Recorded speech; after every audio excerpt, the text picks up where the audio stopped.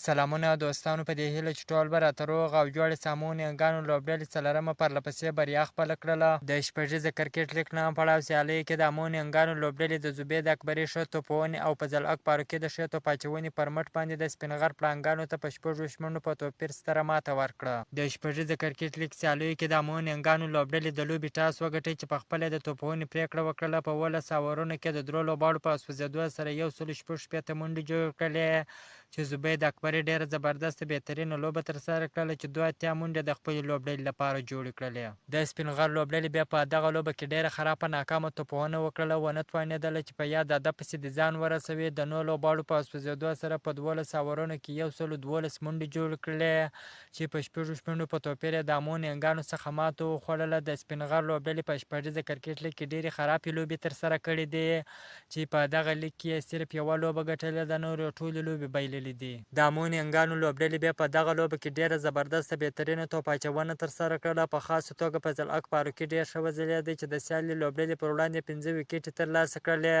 او داسې راشد خان هم د خپلې لوبډلې لپاره ډېره بهترینه توپونه وکړله چې په 25 توپونو باندې چټکې 52 منډې جوړې کړلې، خو ونه توانېدی چې د خپلې لوبډلې لپاره د بریا خپله کړي. که تاسو هم غواړئ د کرکټ په اړه باندې تازه او مهمو معلومات څخه ځان خبر کړئ، نو زموږ پیج فالو چینل سبسکرایب کړئ. که دغه ویډیو په ټیک ټاک ګورئ، د ټیک ټاک آیډي هم درسره فالو کړئ.